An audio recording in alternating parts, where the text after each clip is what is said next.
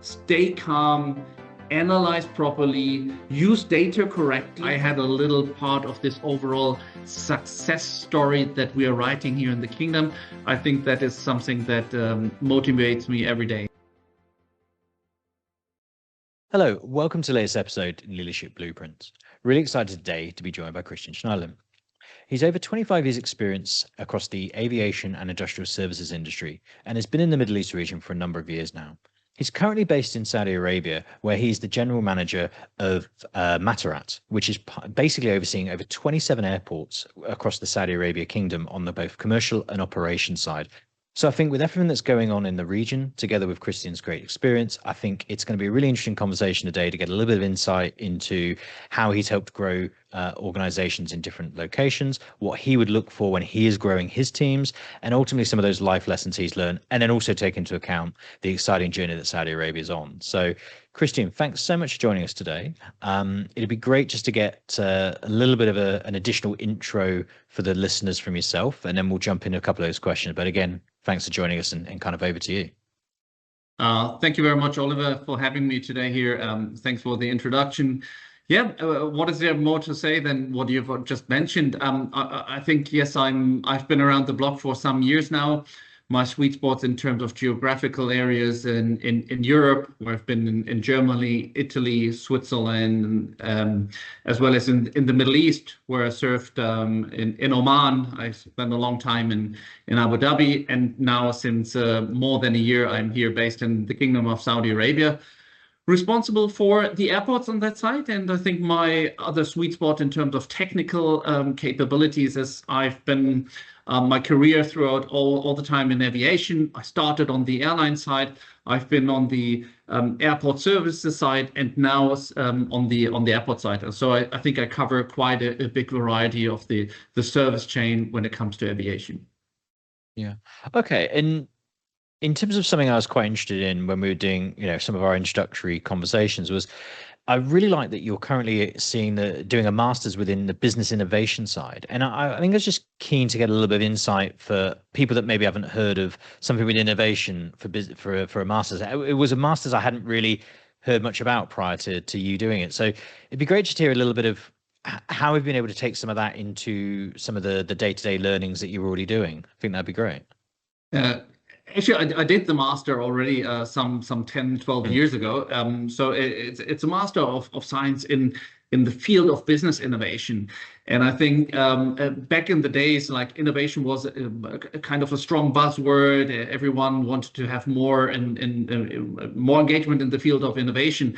And these were the early days. And I think over the last 10, 12, 13 years, it helped me to emphasize in the organizations where I worked for what innovation actually means. And I always say innovation is a voluntary act. You cannot force someone to be innovative. You can invite people to be innovative. You can invite them to have the space to develop their ideas, to give them the freedom to participate and to bring these ideas into an organization.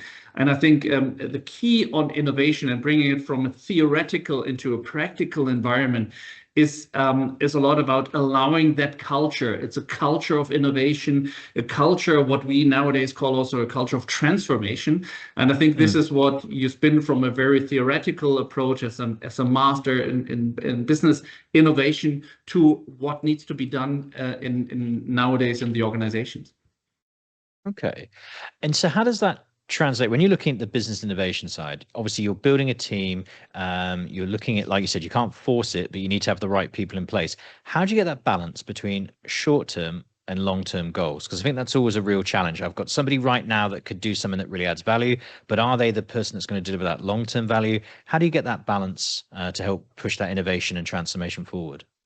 Yeah, I think like usual, when you have a long and a short-term target, you need to harmonize partly contradicting elements. One is the agility that you need in order to get to your short-term targets, while on the long-term aspirational targets, you need this resilience. You need to have, like, in the long run, the strength to go for the ambitious targets.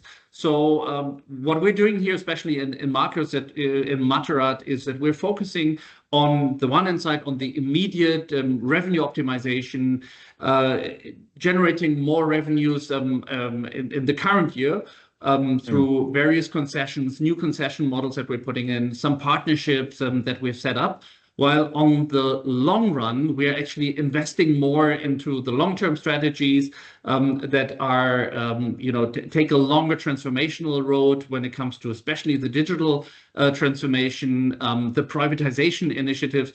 These are the long-term targets, and basically we try to balance this, the vitality of having that momentum in the short-term revenue generation and optimization over what we should never compromise is a long-term broader vision that an organization always has.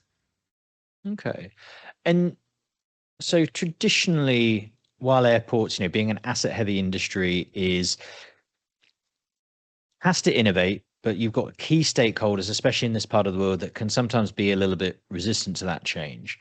What have been some of your tactics and innovation to kind of get them bought into that innovation without forcing it upon them, as you previously mentioned? And I think there's a difference between how do I ignite the passion in the team, but then also how do I unlock that value at stakeholder level and the board level, and then ultimately then drive that down. How do you see that balance between what you do for the team and what you need to extract from the board level? What is driven by them?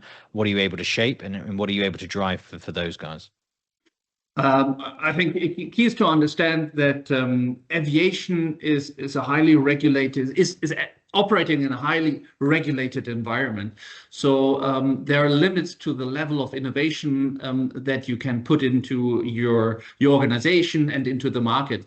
But I think the two elements that always turn out is your transparency that you offer to all the stakeholders, and the inclusivity that you offer to everyone who's involved in it. And let it be a regulator, let it be a business partner, let it be internally your teams or other departments.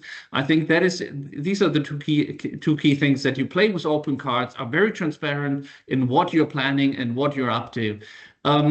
What I learned serving in the Middle East is like engaging stakeholder is absolutely key. You need to talk to them very early in the game.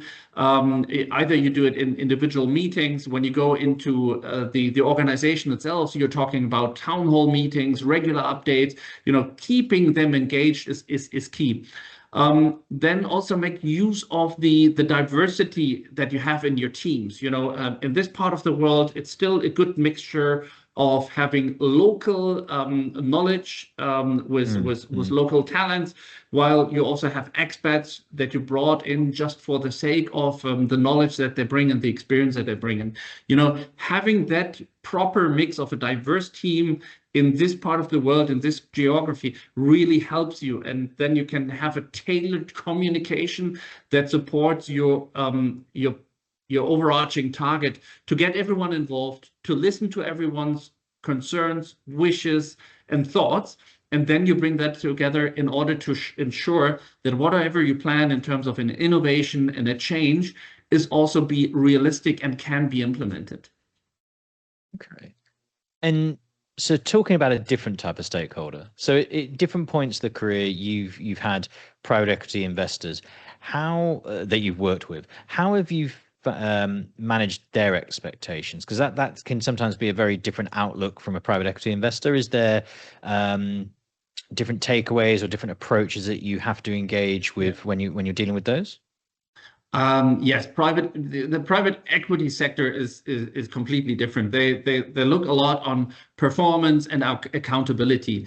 And I think throughout my latest part of the career is dealing more with private equity investors, which actually sharpened my focus on the metrics and value creation that they are looking for. So they have very clear and simple KPIs that private equity investors are looking at.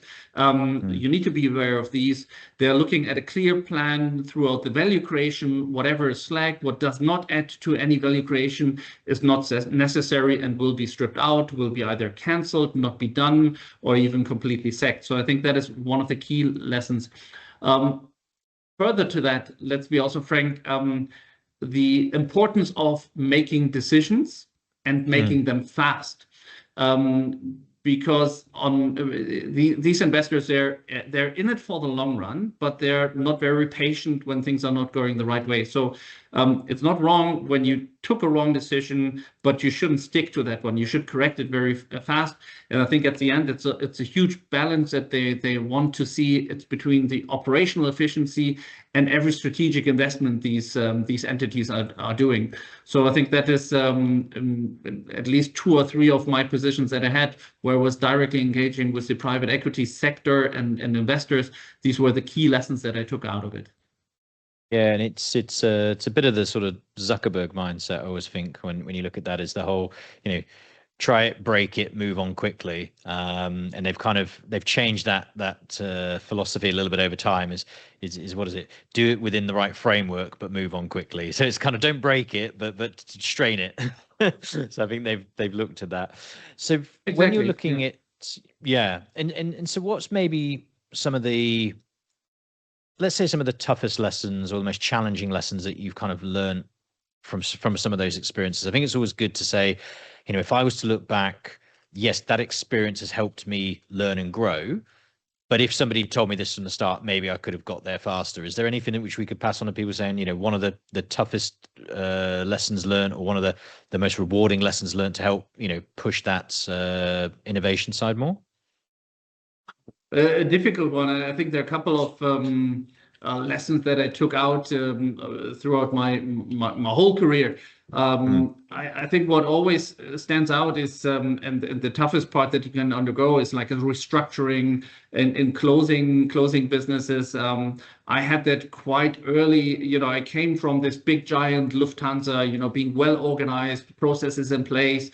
Went on into a smaller company, a smaller airline, where we were faced with, where we were back to the wall, where we had tough restructurings to do. I think the key things were stay calm, analyze properly, use data correctly, and then not be shy in taking harsh decisions, but be able to communicate them properly. So I think having that balance in terms of, yes, taking some severe and tough decisions, but being able to sell them properly.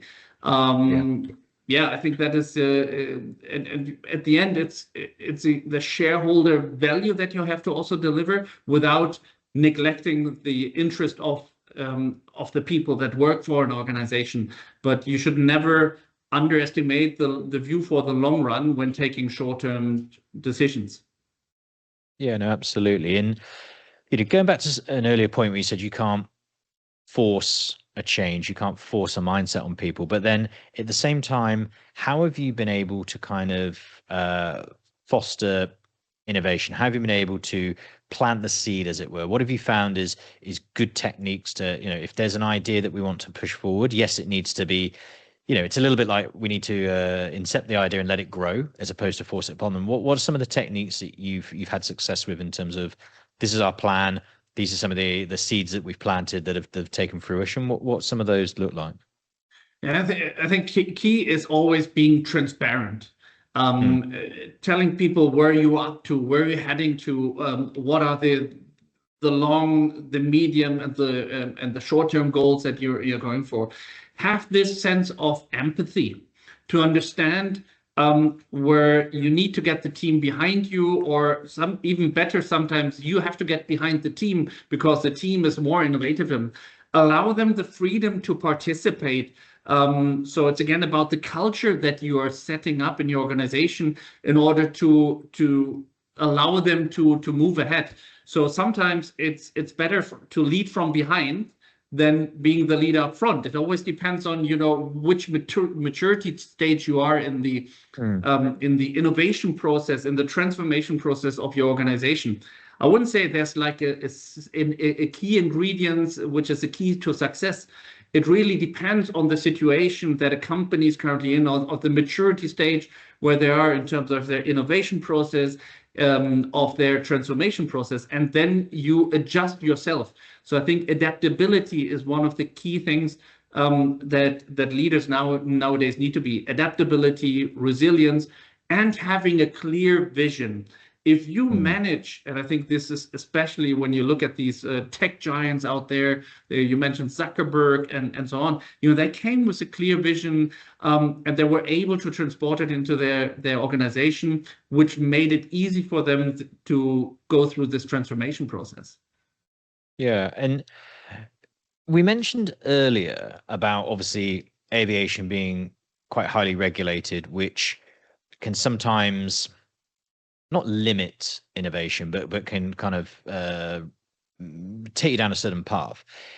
You've also spoken about how data plays a really big part in some of those decisions as well. So I'm kind of interested to see, how have you seen, or what do you see as the balance between regulation, data, and tech, and ultimately then what that's going to mean for a shift in kind of the culture of a team or the skills you might be looking for? So it's quite a big question there that's got a few elements to it. But if we look at regulation, data, and tech, where do you kind of see this is a path that we're going on? We may be restricted due to certain regulations. However, this is definitely something which we're, as an industry, wanting to move to. And therefore, this might have knock-on effects in certain ways for talent or culture, or ways that maybe leaders need to adapt their style to help foster that continuing growth of the team. A good one. I don't see that the regulations as they are stopping innovation or stopping us from putting more technology in. And if it does, it's like a line of defense that we have to push forward or backward. So it's a regulator, and I speak from my experience in the region. I see that regulators are open to that if you have like a clear vision how it helps the ecosystem without jeopardizing. And in aviation, not everything, but a lot about safety. So if you're not jeopardizing one of these key elements, such as aviation, I think there's always a good thing. We're currently in the phase where technology is becoming more and more the future backbone of any growth. So AI-driven things are like in everyone's mind, but we have just like started in especially in aviation, using AI in certain processes. So I personally believe that AI and technology in general can help us enhancing passenger experience when when passengers walk through the airport, that we understand their needs better just by having certain data sets on them, that we have certain personas created them. AI can personalize this, and the AI approach will help us to improve significantly on the operational efficiency side. Predictive analytics is just one of these, where they get millions of data points that they're analyzing on the spot and are able to give us a better forecast in terms of how passengers show up, when they show up, when there are disruptions in the system. So I think all of this will help us going forward. Digital transformation, and now speaking for Matarat, I can say has been and will be one of the pivotal pillars of our future operational efficiency concept that we're trying to get over all the 27 airports in the kingdom. I think the customer experience part there is a really interesting one to hear you talk about, and I think it's one that always makes me laugh when the few times I've been to the Maldives. As an airport experience, it is possibly one of the worst experiences you get for such a high-end luxury resort, and it's just a real stark contrast. It's quite amusing to see, and I think it will be the customer experience. It almost becomes a pleasure to do flying when that experience is so much better. And I think it, again, for me, originally from the UK, I still feel the experience in the UK is pretty awful when you compare it to a number of the Middle East airports. I think the way you're looked after once you get off that plane is phenomenal. And I think it's testament to a lot of the more innovation and within the regulation boundaries, seeing what is possible and again, I think being able to integrate a lot of that biometrics together with your own data and so on and so forth, just as simple as that is made a huge difference. So yeah, it's really interesting to hear you talk about that. And so from a customer experience standpoint, have you seen that as maybe a really big change in maybe how you're mentoring people for the future, saying, look, this will become a bigger differentiator for us as a business and as a country. Therefore, that's something which across all roles, there's a bigger focus for you guys when you're mentoring staff and you're bringing some of that innovation, because I think it's no longer able to say there's a division that just does customer service, and there needs to be customer service entrenched into how we do all of our business across multiple roles. Is that something that you're seeing as you may be already doing this, but is that something you see growing more over time because of the importance of that customer service and therefore differentiation? What are your thoughts on that? Yeah, absolutely. I think, again, a buzzword, customer centricity, right? That is, and it goes through like a red line through all the processes that you have in your organization. And I think when you're looking for the future talents or the building up the teams, especially if you run a commercial side of the business, you always need to understand how the customer thinks. Is it like the end consumer who is like running through the airport, who has a need of shopping, eating, relaxing, and then at the end also flying? Consider that partly some of our airports that we have are like major shopping halls where you have the possibility to fly out as well or fly to. So I think customer centricity is really the key thing that you need to watch out in your organization. Build your processes, build your procedures every time around how your customer needs it. And I think then you have at least one ingredient for future success. How you find that in your teams, and now a bit that intangible asset. It's a bit hard to predict or see in people, but you get a touch how people talk when you ask them about their own experience as a customer at an airport. How do they see things? How do they see processes? Where, as a customer, would they wish to have an enhancement, an improvement? And I think if you have that ability to get this out of your colleagues, let it be through an interview process or when you have engaged them, they're part of your team. Again, give them that freedom to express themselves, and then you can take that as a participation going forward. But always put your customer in the middle of your operation. Yeah, and that takes me really nicely into pretty much the next question of, I was going to ask you around when you are looking to grow your team, when you are looking at either a growth role, a replacement role, whatever it might be, what do you look for to uncover that? What are your kind of processes when you're in an interview, and you kind of touched on one then, so maybe we just expand on that. How do you ascertain between, look, maybe somebody is good on paper, but when it comes to them in person, I don't quite get that feel? Or is it, do you know what, I don't mind if they are missing ABC skill, there's other things underneath I look for? What's kind of for you the key must-haves and the key sort of these things, regardless of how good somebody is, if they demonstrated ABC, these would be real things that I just wouldn't want to engage with or bring into the culture of the business? What would some of those be from a sort of interview CV perspective to kind of give a bit of feedback to the listeners? The moment you enter an interview with a potential candidate, they already made the cut that basically they bring in the technical know-how and knowledge that is necessary for it. Then you can test their experience, but that goes onto the technical things, and I think you get a grip on that quite fast.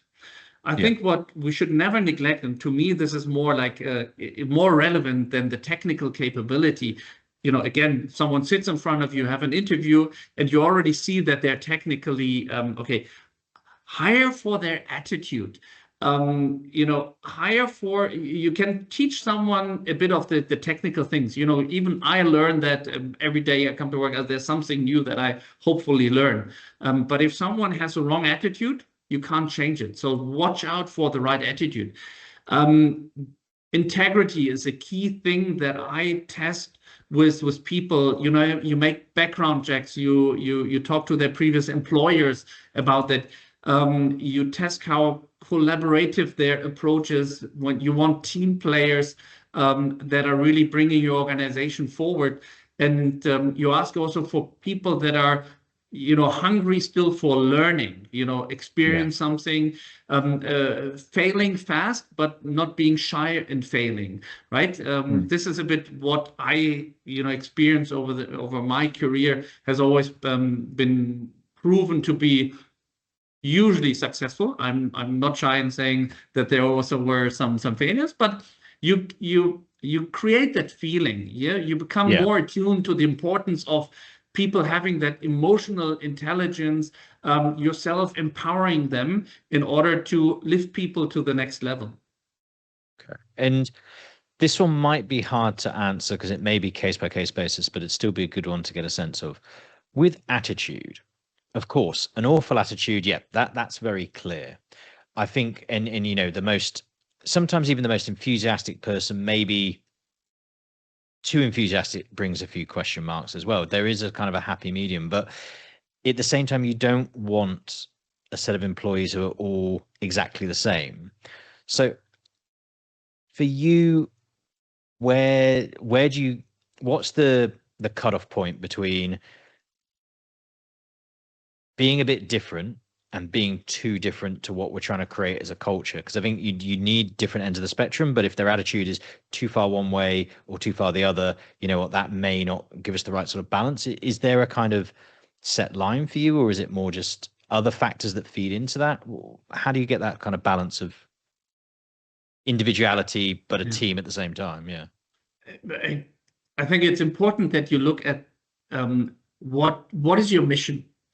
And what is a team that you have to set up, your department or your business unit? And you look at capabilities and personalities you already have and see, what is either missing or what is an element which is preventing others from growing. So I think it's really the balance that you're achieving. So there's not a right or wrong, or again, just one ingredient to that. Important is that you are aware of what you're looking for, and be bullish and get going for that character that you want. Overall, I would also say, always trust yourself, trust your guts feeling that you have in interviews and selecting teams, in selecting leaders. And if you trust yourself, guess what? It is easier for you to trust others as well.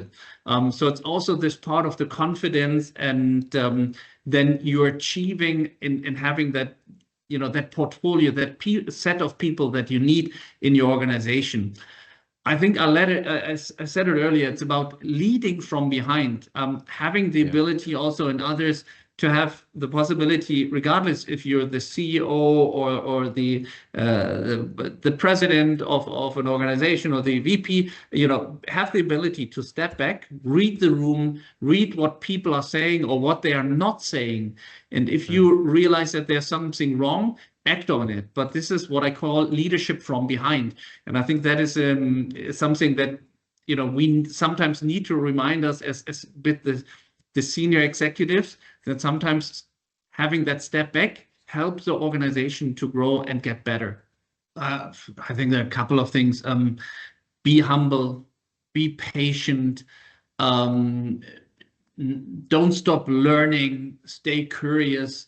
Your time will come, but don't get dragged into this being a job hopper, moving every year to another position in order to climb up the ladder. Growth needs also a bit of depth in your knowledge, and you're not getting that by hopping around. Humbleness, and I see that getting one of the criteria that are getting less and less important, at least how I experience it. Unfortunately, I'm still maybe a bit old school on that one, but humbleness is something that brings you forward. It's a gift. If you as a leader are able to have this portion of humbleness, but also that portion of knowing when to step forward, when to slam the table and say, that's enough, we do it in a different way now. So I think it's this feeling that you need to develop, and you need to also develop in others.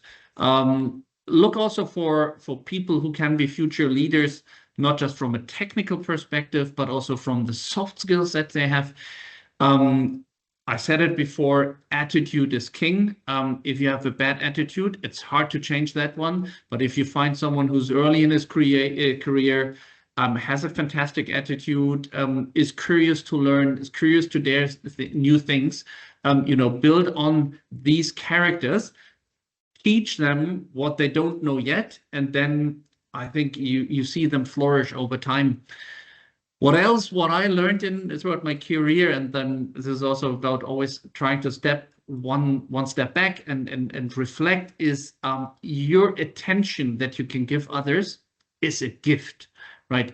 Yeah. Be generous with them. When you have young leaders in your business unit and you see they're good, dedicate time to them. Give them this attention that most likely they have not yet received in other organizations. And this actually leads to them sticking to your organization or to your team way longer than in other cases. No, 100%. And I think, taking 2 points there, you said, while people may be changing, society may be changing a bit, and I think what potentially humbleness might mean to one person may be slightly different to another, but I still think even in a changing world, you still need to be humble. Even if that slightly changes what that looks like for one person to another, there is still humbleness there. And I think your point there on time is key. And I think that's the biggest thing ever. Time is that one thing we can't give back. And so I think when you properly give someone your time, they do realize that, they do respond well to it. And I think that is, you're right, how you will build that bond with people and how they will go beyond the sort of the basic learnings. Because I think, if people can see you're busy, people can see you're in an important role, but if you're able to give them that time, I think, that can be definitely things that, are received well by individuals. So if you were to kind of look back, on the career, what would you say has been kind of one of the biggest achievements that you've been most proud of? And that might be from an innovation standpoint, that might be from a growth standpoint, that might be a turnaround, that might be an individual. So you can take it however you wish. And if it's easier, maybe do 2 different scenarios. But what's 1 or 2 achievements that you've been most proud of your career, or on a personal note, or more as a business note of a growth piece, whichever kind of stands out most for you? A tricky one. I would certainly say that early in my career, when I moved away from this giant Lufthansa into a smaller airline, engaging with a private, with an investor, first looking for investors, then engaging with investor, being able to close it by selling a good strategy to them. I think that was one of, I want to say lifetime, but that was really a big achievement in early part of my career. I think then going forward is, personally being able to be highly adaptable in the aviation. There are not too many who come from 13 years or 15 years in airlines, then moving on to airport services, then moving on to the airports themselves. I think, making my way through that, I would say I'm kind of proud of having achieved that. And this part of the airport services, especially, I would say, building up a complete new holding in the Middle East, back in Oman, that was certainly a major achievement, with 5 business units, getting them under one umbrella, putting the right strategy through it. I think that was definitely something I look back and I say, wow, that was a good job that we did. And I'm not saying that I did, I say we did, because it was always a team that you had to execute on. And I think that is one of the key things. Don't think that you are just the mastermind behind everything.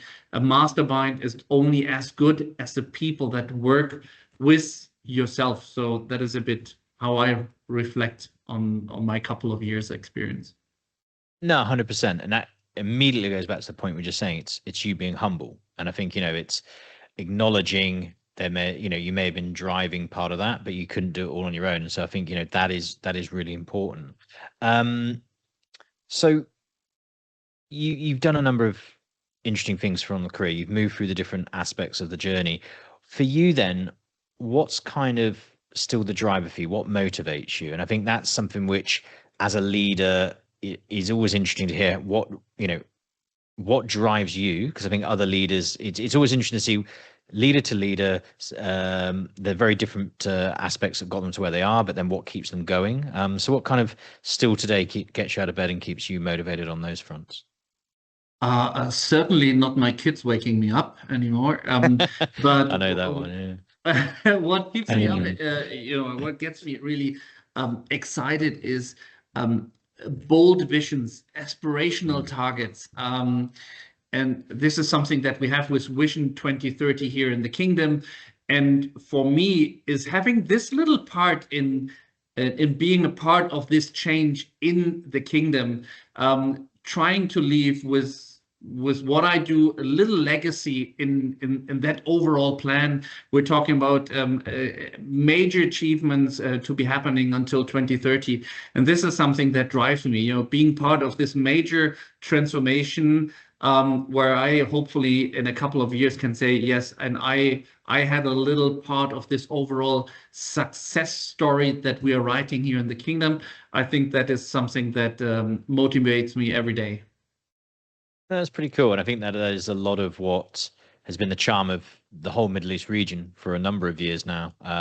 Leaders are putting together some fantastic ideas, and and they need great talent to help execute on those. And having that humble passion that you're delivering, along with many other people across UAE, GCC, the kingdom. I think it's really interesting to see that growth. So if we were to kind of look at a couple of closing remarks, what would be kind of your takeaway messages to people? And that could be things we've mentioned today as a summary. That could be other things that we've not mentioned that you think are really important. So, there's going to be 2 or 3 different messages of, to maybe aspiring leaders, to where we see things going in the future, and maybe a kind of, something that you live by that helps get results, something like that. Take it how you want, but those are just some ideas off the cuff. What would be those sort of 2 or 3 closing messages for people in terms of, live by these things or engage in and drive this forward, and it will really kind of benefit you in your career? Okay, I will try to stick to 3. Most likely 2 I already mentioned, but I think they're so important. This is why they're worthwhile to mention again. We had this point on the humbleness. Be humble in order to progress well, and that will help you. The second part is trust yourself. If you think that you're good, trust yourself in your capabilities. Continue increasing your capabilities by learning. This is reading. Dare, even regardless what age you are, to go to courses. I've been on courses with fantastic CEOs who said, "Wow, you're a CEO of such a big organization, and you're still going to courses." Yes, everyone should go on courses on a regular basis, because this is how you progress and how you're getting better, and the organizations will benefit from it. And last but not least, get out of your comfort zone. Dare to do things differently, new. Dare to fail. Take accountability if you did something wrong, but at least admit it, correct it fast. And this is what I mean, going out of your comfort zone, which makes you a stronger leader, or if you're a talent, that makes you a future leader. Absolutely. And I think all the bits we've said there, those have been continuing themes throughout. So I think it's really good to sort of close on those. And I think as well, they're things that I would personally very much agree with. So it's been a really nice way, I think, to tie up today. From my side, look, I think just thanks so much for joining us. I think there's been some great things that we've sort of covered off. I think it'll be really interesting to see how you can help facilitate that continued growth and journey that the kingdom is on. And Joe, I look forward to touching base with you soon and seeing how that's all progressing. But from our side, in terms of the Leadership Blueprint, thanks so much again for joining us today, Christian. I've really enjoyed it. I hope the listeners have as well. Please do like, subscribe, and share this episode. And just once again, thanks so much for your time, and we'll be in touch soon, and wishing everybody on the show today a great day. Thanks a lot for your time. Fantastic. Thanks a lot, Oliver. It was a pleasure talking to you, and I hope the listeners enjoyed it.